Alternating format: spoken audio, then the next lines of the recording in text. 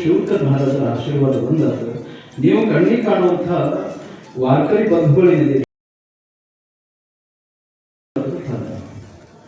ಕರೆ ಹೇಳಬೇಕು ಅಂತ ಹೇಳಿದ್ರೆ ಅವಾಗ ನಾವು ಹೇಳಿದ್ವಿ.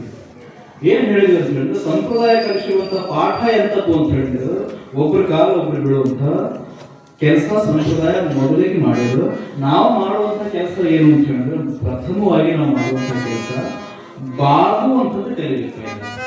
ಈಗ ನೋಡ್ರಿ ಒಬ್ಬ ಸಣ್ಣ ವಾರ್ಕರಿ ವಯಸ್ಸು ಸಣ್ಣ ವಾರ್ಕರಿ ಇರ್ತಾನ ತಿಳ್ಕೊಟ್ರಿ, ಅವನು ಏನು ಪುಣ್ಯಾತ್ಮ ನಮ್ಮ ಸೇವಕ್ ಬಂದ್ರೆ ಅವ್ನ ಕಾಲು ಬಿಡ್ಬೇಕಾದ್ರೆ ನಮ್ಗೆ ಸ್ವಲ್ಪ ಮುಜುಗರ ಆಗ್ತದೆ ಹೇಳ್ಬೇಕು. ನನಗಂತೂ ಆಗ್ತದ್ರಿಪ್ಪ, ನಿಮ್ಗೆ ಆಗಂಗಿಲ್ಲ ಅಂದ್ರೆ ನೀವು ದೊಡ್ಡವರಂತ. ನಿಮ್ಗೆ ಆಗಂಗಿಲ್ಲ ಅಂತ ಹೇಳಿದ್ರೆ ದೊಡ್ಡದು ವಾರ್ಕರಿ ಆ ಪುಣ್ಯಾತ್ಮ ಅದ ದಯವಿಟ್ಟು ವಯಸ್ಸು ನೋಡಕ್ ಹೋಗ್ಬೇಡಿ. ನೀವು ದೊಡ್ಡವರಾಗ್ಬೇಕಂದ್ರೆ ನೀವು ಒಬ್ರು ಮಹಾನ್ ಗಟ್ಟಿ ಆಗ್ಬೇಕು. ನಾಳೆ ನೀವು ಸತ್ತಾಗ 3 ದಿನ 10 ಮರಿಲಾದಂತ ಹೆಸರು ನಿಮ್ಗೆ ಆಗ್ಬೇಕಂದ್ರೆ ನಾಳೆ ಬಹಳ ದಿವಸ ನಿಮ್ಮ ಹೆಸರು ಈ ಜಗತ್ತು ಕೊಂಡಾಡಬೇಕು ಅನ್ನುವಂತ ಆಶೆ ನಿಮಗಿದ್ರೆ ನೀವು ಮೊದಲು ಬಾಗಬೇಕು. ಬಾಗಿಲ್ಲ ಅಂತ ಹೇಳಿದ್ರೆ ನಿಮ್ಗೆ ಆಗಲೇ ಹೇಳಿದ್ವಿ ನಾವು, ಬಾಗಿಲ ಭಾಗ್ಯ ಸಿಗ್ತದ ಅಂತ. ಎಂತ ಭಾಗ್ಯ ಅದು? ಇದು ಭಾಗ್ಯ, ಇದು ಭಾಗ್ಯ, ಇದು ಭಾಗ್ಯವಯ್ಯ ಪದ್ಮನಾಭನ ಪಾದದ ಭಜನೆ ಸುಖನೇ. ನಿಮಗೆ ಭಾಗ್ಯ ಸಿಗ್ತದ ಆ ಪದ್ಮನಾಭನ ಪಾದದ ಭಜನೆ ಮಾಡುವಂತ ಭಾಗ್ಯ ಸಿಗ್ತದೆ. ಇದರಿಂದ ಲಾಭ ಏನಿದೆ ಅಂತ ನೀವು ಕೇಳಿದ್ರೆ ಲಾಭ ನಿಮ್ಗೆ ಲೆಕ್ಕ ಹಾಕಕ್ ಸಿಗಂಗಿಲ್ಲ. ಲೆಕ್ಕ ಹಾಕಕ್ ಅದಕ್ಕೆ ಆಧಾರದ ಕೇಳ್ರಿ.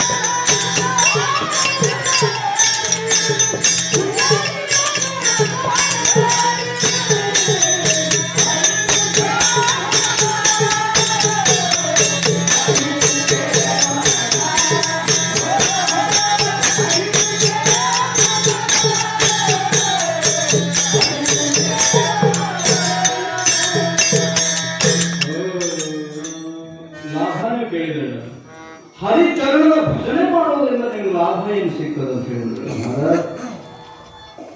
ಲೆಕ್ಕ ಮಾಡಕ್ಕಾಗೋದಿಲ್ಲ. ಲೆಕ್ಕ ಅಗಣಿತವಾಗಿರುವಂತಹ ಪುಣ್ಯದ ಫಲ ನಿಮ್ ಪದರೊಳಗಿರ್ತದೆ ಅಂತ ಹೇಳಿದ್ರೆ ಆ ಪುಣ್ಯದ ಬಲದಿಂದನೇ ಇವತ್ತು ನೀವೇನ್ ಮಾಡಿದ್ರಿ, ಸಂಪತ್ತು ನಿಮಗೆ ಬಂದದ್ದು.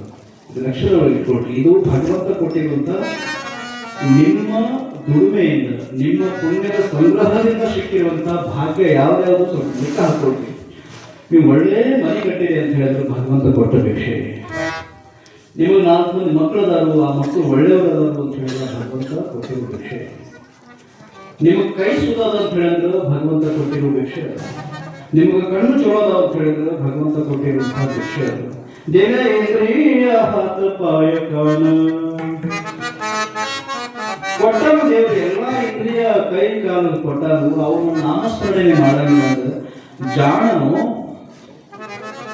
ಇಲ್ಲ ಕ್ವಾಡನು. ಒಂದಿಷ್ಟು ಜನ ಬಹಳ ಸಹಜವಾಗಿ ಲೈಟಾಗಿ ಮಾತಾಡುವಂತಹ ಜನ ಏನದ ಜೀವನದೊಳಗೆ ಏನದು ಏಕ್ ದಿನ ಅನೇಕ ಏಕ್ ದಿನ ಖಾನೇಕ ಏಕ್ ದಿನ ಜಾನೇಕ ಏನು ಇಷ್ಟಕ್ಕೆ ಬಂದಿದೆ. ಕೊರೋನಾ ಒಳಗೆ ಮೊನ್ನೆ ಬಂದು ಹೋಗ್ತದೆ 2 ವರ್ಷದ ಹಿಂದೆ. ಅದು ಹೆಂಗ್ ಬಂತು ಅಂತ ಹೇಳಿದ್ರೆ ಸುನಾಮಿ ತರ ಬಂತು, ಎಲ್ಲ ಬಳಕಬಹುದು. ಅದ್ರೊಳಗೆ ನಾವು ನೀವು ಹೋಗ್ಬೋದಾಗಿತ್ತಲ್ಲ, ಯಾಕೆ ಹೋಗ್ಲಿ? ಬಹಳ ಜನ ಹೋಗೋದು, ಪುಣ್ಯದವರು ಹೋದ್ರು, ಅಂಥವ್ರು ಹೋದ್ರು, ಇಂಥವ್ರು ಹೋದ್ರು, ಎಲ್ಲರೂ ಹೋದ್ರು. ಹೋದ್ರಿ ನಾರಾಯಣಪ್ಪ ಎಲ್ಲರೂ ಹೋದ್ರು. ನಮ್ಗೆ ಯಾಕೆ ವಿಷಯ ದೇವರು ಇದು ಈ ಜೀವ ಮತ್ತು ಜೀವನ ಆ ಭಗವಂತನ ನಮಗೆ ಭಿಕ್ಷೆ ರೂಪವಾಗಿ ಕೊಟ್ಟ. ಕೊಟ್ಟಿಗೆ ನನ್ನ ಕೇಳಿ ನೋಡು, ನಿಮ್ಮ ಅಂತರಾತ್ಮಕ್ಕೆ ಕೇಳ್ಕೊಂಡು ನೋಡು. ಕೆಮ್ಮಿನ ಹೋದ್ರು ಜನ, ಹಾರ್ಟ್ ಅಟ್ಯಾಕ್ ಆಗಿ ಹೋದ್ರು. ಬರೀ ಆ ಸುದ್ದಿ ಕೇಳಿ ಭಯದೊಳಗೆ ಬಹಳ ಜನ ಹೋದ್ರು. ನಾವು ನೀವು ಉಳಿದೇವು ಅಂತ ಹೇಳಿದ್ರೆ ಭಗವಂತ ನಮಗ ಉಳ್ಸಾನು ಖಾನೇಕ ಪೀನೇಕ ಮಜಾ ಕರ್ನೇಕ ಇದಕ್ಕಲ್ಲ. ನೀವೇನಾದ್ರು ಈ ಭಾವನೆಗಳಿಗೆ ಇರ್ಲಿ ಅಂತ ಹೇಳಿದ್ರೆ ನಿಮ್ಗೆ ತಪ್ಪು ಹುಚ್ಚು ಕಲ್ಪನಾ. ವಿಷಯದ ವ್ಯಾಸಂಗ ನೀವು ಮಾಡಿ ಅಥವಾ ನೀವು ಈ ಲೌಕಿಕವಾಗಿರುವಂತಹ ಉಪಭೋಗಗಳನ್ನ ಪಡ್ಕೊಂಡ್ರೆ ಬೇಡ ಅಂತ ಭಗವಂತರು ಹೇಳಿದ್ದಾರೆ. ಒಂದು ಚಲೋ ಮನೆ ಕಟ್ರಿ, ಆನಂತರ ಒಂದು ಚಲೋ ಹೆಣ್ಮಗಳು ನೋಡಿ ಮದುವೆ ಮಾಡ್ಕೊಡ್ರಿ, ಒಂದು ಚಲೋ ಗಾಡಿ ತಗೊಳ್ರಿ, ಒಂದು ಚಲೋ ಜೀವನಕ್ಕೆ ಏನೇನು ಅನುಕೂಲ ಬೇಕು ಅದನ್ನೆಲ್ಲ ಮಾಡ್ಕೊಳ್ರಿ. ಆದ್ರೆ ಒಂದು ವಿಷಯ ತಿಳ್ಕೊಳ್ರಿ. ಏನ್ ತಿಳ್ಕೋಬೇಕು ಅಂತ ಹೇಳಿದ್ರೆ ಇವು ಯಾವುದೂ ನಮ್ಮೊಂದಿಗೆ ಬರೋದಿಲ್ಲ. ನಮಗಂತೂ ಗುರುಗಳು ಹೇಳ್ಕೊಟ್ಟಿರುವಂಥದ್ದು ಇಷ್ಟೇ. ನಿಮಗೇನಾದ್ರೂ ಹುಚ್ಚು ಕಲ್ಪನೆ ಇತ್ತು ಅದು ನಮ್ಮ ಹಿಂದೆ ಬರ್ತದ ಅನ್ನುವಂಥ ವಿಚಾರಕ್ಕೆ ನೀವು ಮುಂದುವರಿಸಲಿ. ನಿಮ್ಮ ಗಾಡಿ ನೀವು ಹೊಡಿಬೋದು, ನಿಮ್ಮ ಗಾಡಿ ನೀವು ಹೊಡಿಬೋದು. ಇನ್ನೊಂದು ವಿಚಾರ ಹೇಳ್ತೀನಿ. ಬಹಳ ಜನ ನಾನು ಎಷ್ಟು ಪ್ರೇಮ ಮಾಡ್ತಾರೋ ಆ ಜನರು ಪ್ರೇಮ ಮಾಡುವಂಥದ್ದಕ್ಕೆ ನಾ ಮಳ್ಳಾಗ್ಬಿಟ್ಟೆ ಅನ್ನುವಂಥ ಹುಚ್ಚು ಕಲ್ಪನೆ ಜನನೂ ಐತಿ ನಮ್ಮ ಕಡೆ. ಮತ್ತೇನು